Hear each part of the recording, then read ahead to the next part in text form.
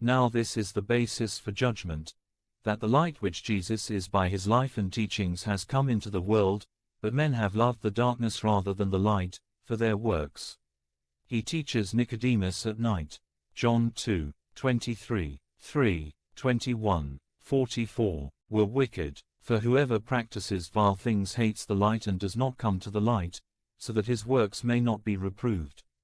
But whoever does what is true comes to the light, so that his works may be made manifest as having been done in harmony with God. John 3, 19-21. Now it is up to this Pharisee and teacher of Israel, Nicodemus, to reflect on what he has just heard about Jesus' role in God's purpose. Jesus talks with Nicodemus. What it means to be born again. What prompts Nicodemus to visit Jesus, and why at night? What does it mean to be born again? In what sense has Jesus not come to judge the world? 17:45. After celebrating the Passover in the spring of 30 CE, Jesus and his disciples leave Jerusalem. However, they do not directly return to their homes in Galilee. They go into the country of Judea, where they baptize many. John the Baptist has been doing a similar work for about a year, and some of his disciples are still with him, perhaps in the Jordan River Valley. Jesus himself does not baptize anyone. His disciples do so under his direction. At this point in Jesus' ministry, both Jesus and John are teaching Jews who are repentant over their sins against God's law covenant. Acts 19:4.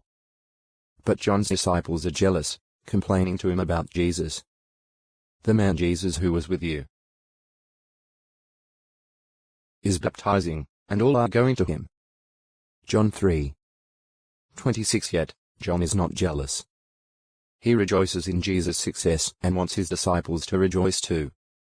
John reminds them, "You yourselves bear me witness that I said, I am not the Christ, but I have been sent ahead of that one." He illustrates this point in a way that all can understand. Whoever has the bride is the bridegroom. But the friend of the bridegroom, when he stands and hears him, has a great deal of joy on account of the voice of the bridegroom. So my joy has been made complete. John 3:28-29.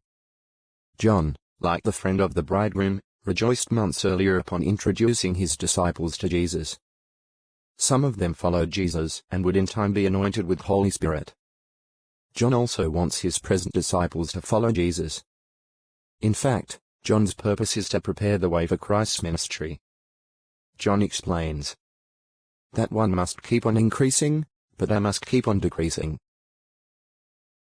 John 3:30. A different John, who had earlier begun to follow Jesus, later writes concerning Jesus' origin and key role in human salvation. The one who comes from above is over all others. The Father loves the Son and has given all things into his hand.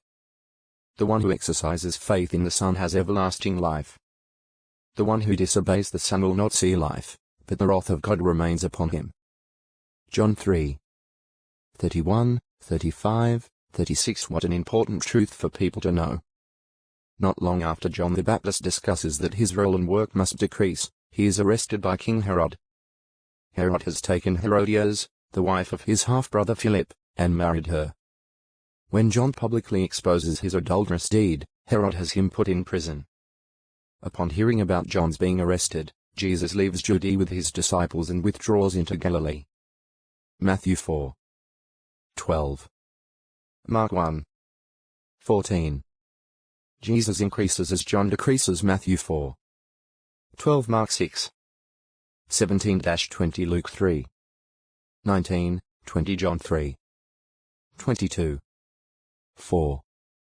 3:46. Jesus' disciples baptize. John the Baptist is imprisoned. What is the meaning of the baptism done by John? The baptism done under Jesus' direction prior to his resurrection. How does John show that his disciples should not be jealous of Jesus' activity? Why is John put in prison? 18:47. On their way from Judea to Galilee, Jesus and his disciples travel north through the district of Samaria. They are tired from the journey. About noon they stop near the city of Sychar to rest by a well that Jacob likely dug or paved to have dug centuries earlier. Down to our time, such a well can